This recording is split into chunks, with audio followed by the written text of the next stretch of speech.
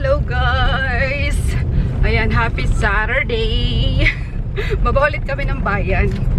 Hindi pala ulit kasi hindi naman kami nakababa nung Friday.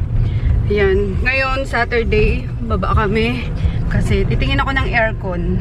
Ayan, para if ever kahit Monday or Tuesday na mapakabit. Yan, nandiyan naman sila mama. Kasi uwi na rin kami tomorrow, Sunday. Yan. Para ang dami pa nga yun sa Shopee. Pati mga mga stocks. Buti nga nandun yung boys kahapon ilang move daw yung yung dumating. Yan, pati yung Rosmars bleach. Yan, nag-ano rin ako noon, nag-distry din ako. Kaya yan, yung mga stocks kami sa 4-4. Ayan, Shopee sale. Yan. So, sana makahanap tayo ng ng magandang AC. Ano ba yung Daikin ba yung din? Basta something na gano'n nakikita ko sa sa Home Bodies, maganda raw yun. Yan, kasi yung mga aircon dyan, carrier, kasi pinatanong ko doon sa suki ni Nene, wala daw available na carrier. So, magtitingin na lang kung anong meron na maganda, na hindi masyadong magasto sa sa kuryente. Diba? So, yan. Tapos konting grocery daw, sabi ni mama. Yun, kasi doon na rin kami mag-grocery sa sa Maynila. Kasi ayaw niyang pababa-baba pa kami dito at ang init sa bayan talaga. Uy, lumamig na ulit si Tonto, no? Kahapon kinabanan ay nung Thursday pa yun. Friday pala. Ay, ano ba ngayon? Kahapon pala. Kahapon ba tayo bumunta? Nawawala na sa sa ay nako. So basta yun, parang nawala na naman kasi ng lamig si Tonton Wala ko, babiyahin na naman kami ng parang nasa Hurno.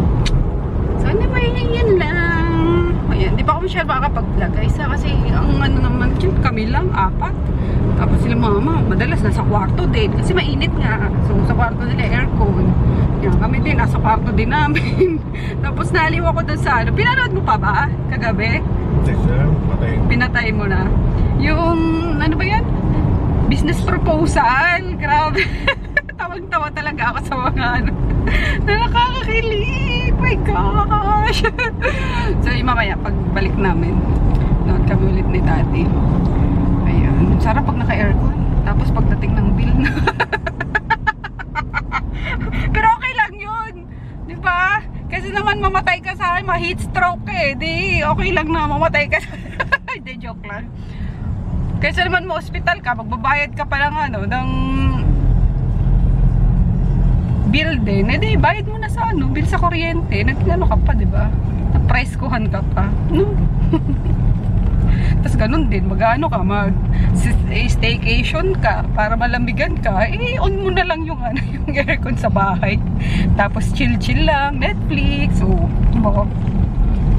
ilang araw ka pang naka-aircon nun kaysa pag nag-staycation ka, 1 day lang.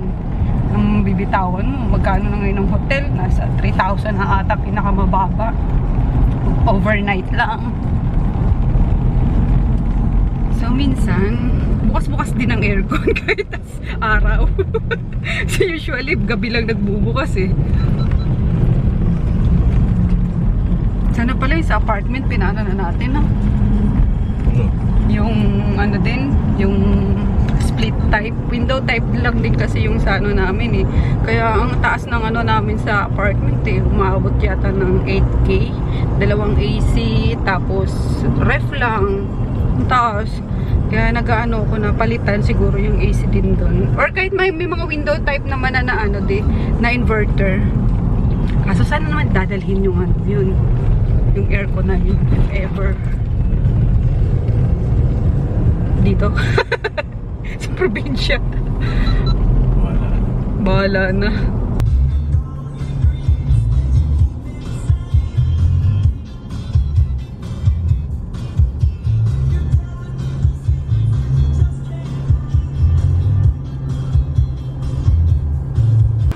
Hello guys! So nakabalik na kami kanina pa.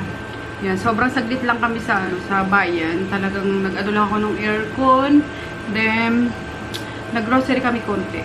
So yun, and then kakaalis lang din nung nag-survey na kung saan ikakabit yung yung AC. So hopefully by this week maikabit nila. So tingnan natin. Sabi ko kasi sabi ko, kuya please tag dito. Ihabol nyo kasi mag-Holy Week ako, yun ang hinahabol ko nga na bago mag-Holy Week sana, bago kami umuwi. Is may kabit na, 'di ba? So sabi niya, sige ma'am, gawan ko ng paraan. So, mabait naman yun si kuya. Ayan. So, yun. And then, sa kanina bumili ako sa, saan ba to? Expressions. Hindi ko na yung mga grocery namin kasi mga essentials lang din man yun. Yung mga pinapabili ng mama, na mga pangluto, mga gamit, mga sa kusina. Mga ginagamit sa pagluto. Ayan. Okay, nagdaglaga na. Teka, naghanap kasi ako ng patungan nyo. Ayan. Sana kayo malaglag. Naku, wala pa pambabayad sa inyo. Kung bibili, malalaglag, please. Stay ka lang dyan. Ha? So anyway, ayan. So, ipakita ko sa inyo kasi nakakatawa yung mga binili ko. Alam niyo kung ano. Charan! Calculator! Isa pa. Charan! Another calculator! And wait, there's more! Charan! Another calculator! O, diba? Kasi naiinis ako kapag dito ako, nagkukwenta ako ng mga orders, yung mga bulk orders. Wala akong mahagilap na calculator. Sa cellphone pa ako nag-compute. Ayan. Kaya bumili na ako nito. Ayan. Meron na dito. Tapos meron din maliit. Forever. Pwedeng yan sa bag. Ilagay. Alam ko meron na ako ng ganito na nilalagay ko lang sa bag. Hindi ko alam kung saan na nalagay. Kaya bumili na rin ako. And then ito, binili ko na rin kasi para isasabit na lang sa bag. Ayun, may hook siya. So, diba? Okay. Kahit nasa sasakyan ako, pwede akong pag nagsasagot ako, ganyan. Nakapagkwenta ako ng mga order. So, yun. Yun lang naman. Wala, natuwa lang ako, diba? Tapos, ayan. Yun. Kasi kailangan may listahan din ako dito. Kasi, kapag nandito nga ako, diba, hindi naman natatapos yung pagkukwenta ko, yung mga pumapasok na ng mga stocks, ganyan. So, yun. Notebook, ball pen, and then puncher. Ito, dadalhin ko to sa Pasay. Ball pen, and then, ayan, ano ba to? Ba tawag dito dati? Pentel pen. So, yun lang. Na-excite ako sa may kabit na yung AC talaga. Ang init. As in, guys, grabe. Okay naman sa gabi kasi medyo mahangin. Pero yung ganitong hapon, napakainit talaga as in. Kahit na mahangin, mainit din yung hangin. Good morning! Aray kong sakit ng likod ko. Hindi na ako nakapagpalit ng damit kagabi. Grabe. Girl, di ka nagpalit ng damit. Ang sakit na likod ko. Grabe. Papamassage ako kay daddy kagabi. Ayan, namamaga mukha ako. Bakit kanyo? Nag-inom kami ni daddy kagabi. Ang sarap ng pulutang butcherol. Napaka-crunchy. Anyway. Ayan. Ligpit-ligpit na guys. Kasi uwi na tayo. Paayos pa namin yung aircon ni Tonton. At ayokong bumiyahe na. Walang AC. Tostado kami niyan. Ayan o. Nag-red wine lang ako kagabi. Nakalahati ko, diba? Habang nanonood kami nung business proposal. Kaso, wala na. Wala nang kasunod. Episode 9 lang ata yun. So, next week na naman. Hoy, gising na. Gising na.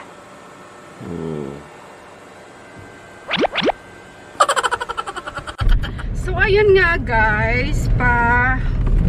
Uwi na naman kami. Tapos, babalik ulit sa Sabado. Yan. Doggy! Lurks. So yan, tapos papagawa muna namin tong AC kasi baka biglang biglang mawala na naman. Ang hirap, 5 hours pa naman ang biyahe, wala kaming lamig. Ayan, and then dadaan ako dun sa ulit sa pinagbila namin ng aircon. Yan. Ikaw lang, kita. Sige. Ayan, napagawa na namin ulit si ba't ganun? Uy, ayun. Si Tonton. Ano na pala? Wala nang kulan. Malapit na daw kaming mag-overheat. Kaloka tong Toyota na to. Partida, kakaano lang nito guys, diba? Kakalabas lang ng kasa din. Kaka-maintenance lang. Kaya tinatawagan ko yung advisor sa maintenance. Sa Toyota. Hindi sumasagot. Kinex ko na sa, ba't ganun? Diretso na tayo? Diretso na. Lakas. 20 lang. Sabi ko, ba't ganun? Kala ko ba kasama yung checking nyo sa sa aircon, ba't umiinit na naman? And then yung coolant, wala na pala. Diba, mahal-mahal mahal-mahal magpa-maintenance sa kasa, tapos ganun lang magkakaproblema din Kaya okay pa talaga na wag na magkasa. Kalurks. Pero sabi ni Dalton, okay naman din talaga kahit hindi sa kasa, diba? May mga naman talaga, mga pa-change oil sa outside kasa na. Kasi pag sa kasa talaga, mahal ya, grabe. Kulang-kulang lagi ang mag-ano ka na guys. Ito sa sasakyan namin, itong Hilux, 15K na lagi yung pinaka-minimum namin yan. Lahat yung papalitan na, yung parang every other maintenance, tsaka nagpapalit ng mga oil, ganun. Pero yung talaga, yung presyo, di rin nagkakaling. Yan, minimum na yan, 15,000. O, diba? Grabe, taas-taas ng nila. So, yan. Hindi rin talaga. Hindi rin madali magkaroon ng sasakyan, guys. Kaya sabi nga, sabi ko na nakikita sa TikTok na, yun, pag-isipan kung bibili ng sasakyan kasi unang-una hindi lang yung amortization ang babayaran mo, yung car parking if wala ka pang parking, and then yung maintenance, yun ang nakakabigat. Pero buti na lang yun sa amin, ginagamit pang business din po. Pero kung pag personal lang talaga, naku, sobrang bigat. Buti na lang nag-generate ng income tong I mean, ginagamit talaga siya sa business, 'di ba? So kaya okay lang. Na-install ako sa advisor. Kaloko siya. So, sunod talaga ratrakin ko yun eh. So, yeah. Diretso na kami. Ayan. Time check, 1:38 na. So, mga hapon na kami nito makakarating sa Maynila. Ito pa na ba? Breakfast lang kinain natin, Maya. Bawal. Kasi, di ba, sobrang init kanina. Si Daddy pawisin talaga ito. Hala. Amoy aso na. Amoy na naman siya. Amoy araw na ewan.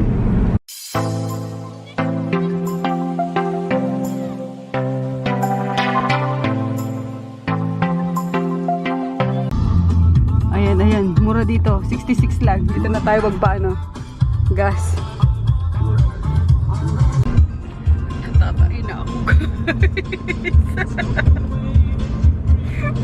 Ayun ako mabilis. Oh no!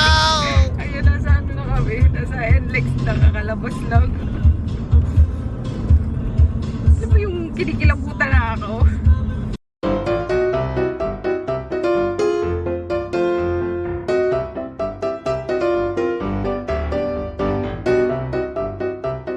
Hello guys! So, ayan, nandito na kami sa Pasay. Kanina, ano oras tayo dumating, Daddy? Alas 6 na ata, no? Pasado. Ayan, kasi sobrang traffic sa... quiet ka dyan, girl. Sobrang traffic sa Pabaliwag. Yan, and then, ayun nga, diba kanina, taing-tain na talaga ako. Tapos, sorry. Napaka ng bunga ako, yun. Literal, guys. Ayan, teka, may ano pa pala ako dito. Nag-ano na kasi ako, naglagay na ako ng 39. Ayan. Grabe talaga, di ko alam na parang kumukulo yung tiyan ko. Nagpimpis kasi ako kagabi, di ba? Syempre. Pero nakaano naman ako, bago kami umalis, nasigurado ko naman na nakatatlong nakatatlong poop na ako. Kaya sabi ko, okay na, safe na. And then, nasa kami ni Dad, nasa biyahe na, grabe, kumukulo siya na, alam mo yun, na gustong-gusto na talagang lumabas. Pagka ganun, hindi mo talaga mapipigilan yun Kaloka. Tapos traffic pa, talagang ewan. And then pagdating dun sa stopover sa gasolinahan, ang haba pa nung pila, guys. Grabe, di ko alam kung anong gagawin ko. Talagang pigil talaga ako. Alam mo, kung ano lang iniisip ko para alam niyo yun. So anyway, basta umabot naman ako, in fairness. Laking ginhawa. Nakakaloka, di ba? Kaya, ayun nga, natagalan pa kami lalo dun sa isang stopover kasi kumain kami ni Daddy. Yan. Then, traffic na naman, of course. And then, ayun nga, pasado 6:00 na kami dumating. And then, may ilan na akong pinalalamove na. Yan, kasi yung Rosmar nga, kumuha na rin pala ako. Yan, kung gumamit na rin ako. Kasi, nag-upload na sa TikTok, ang tagal nga lang. Ayan, binideo ko yung paggamit. In fairness, maganda siya, ha. Ayan, kasi to, tag doon, no rinse formula. And then, malamig siya, guys. Totoo nga, malamig siya. Lagay ko sa singit ko. Ang lumig. Ang sarap. Ang sarap sa feeling. Kaloka, diba? Ako na nagtitinda ng atin nyo. Yan, mga kasi yan, mga trending product sa TikTok. And then, kaya nang sinabi ko sa inyo, sa TikTok ngayon, yung mga, yung mga, pumupunta yung mga online seller. Kasi nandun yung mga views, at nandun yung market ba sa TikTok ngayon. So, anyway, follow nyo na rin ako sa TikTok, guys. Kasi mag-upload din ako doon ng mga mini vlog soon kapag natutunan ko na kung paano mag-edit ng video. Okay, kasi tinatamad na ako sa YouTube Ayan, tinatamad na ako mag-edit na naman. So, yan, baka doon muna tayo. Ha, kita-kits, Mafidaki05 pa rin ako sa TikTok. So, ayun nga, available to, guys, sa Shopee namin and Facebook page. So, bili na kayo. Bango niya, in fairness. Yan, and then malamig talaga siya. So, yun lang. Good night. See you tomorrow.